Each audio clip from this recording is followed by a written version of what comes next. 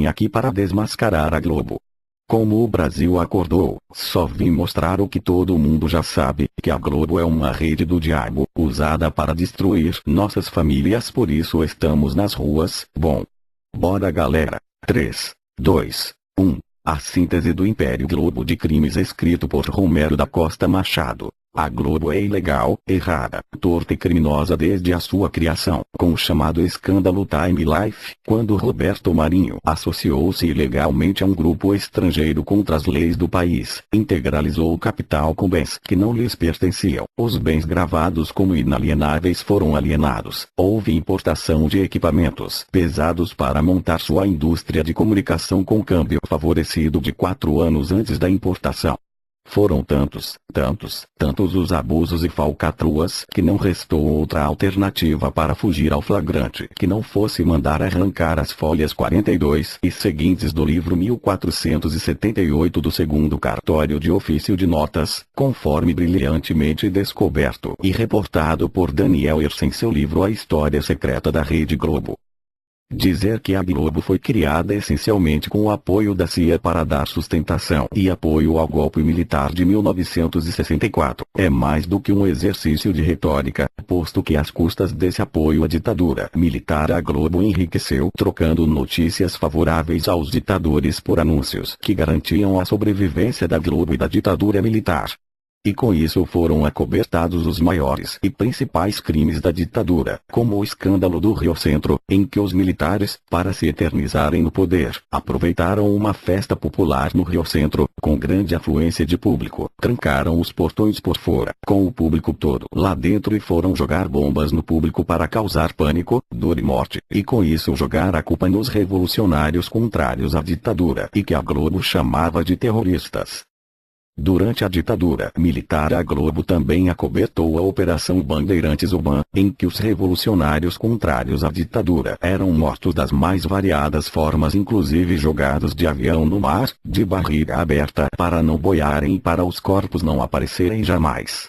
A Globo acobertou também a Operação Gasômetro, que à semelhança do escândalo Rio Centro, iria matar multidões, ao ser explodido o gasômetro do Rio de Janeiro, mandando para os ares vários quarteirões, para colocar a culpa nos revolucionários e perpetuar a ditadura militar.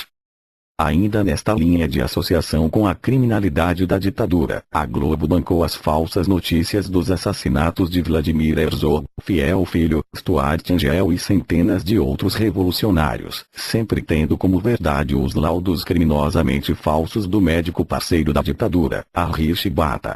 E o cinismo da Globo era tal que alguns revolucionários, quando eram presos, após tortura, eram apresentados nos telejornais da Globo, confessando espontaneamente seus crimes contra o país, para servir de exemplo à juventude revolucionária, chamada pela Globo de terrorista.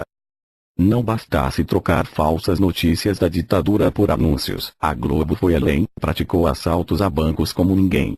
No Banerj, após tomar um empréstimo favorecido, que se fosse aplicado no próprio Banerj sem o dinheiro sequer sair do banco, a diferença entre o que deveria pagar e o que receberia pelo investimento renderia milhões e milhões.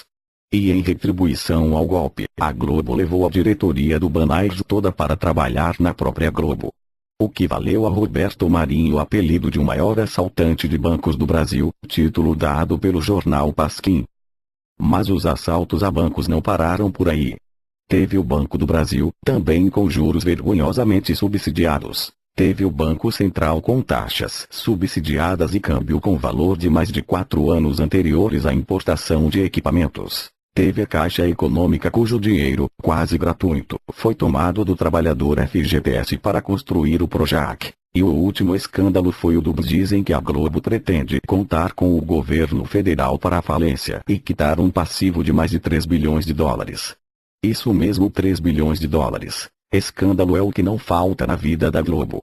Desde o simples caso de vender carro roubado, com chassis remarcado e quase causar a prisão do comprador, ao invés dos vendedores os donos da Globo, provocando a surreal situação em que nem a polícia e nem o Detran recusaram-se a apurar a venda de carro roubado e prender os culpados, mesmo diante das provas. Até os casos de perseguições pessoais, como o da escola de base e a família Shimada, destruída pelo noticiário falso da Rede Globo.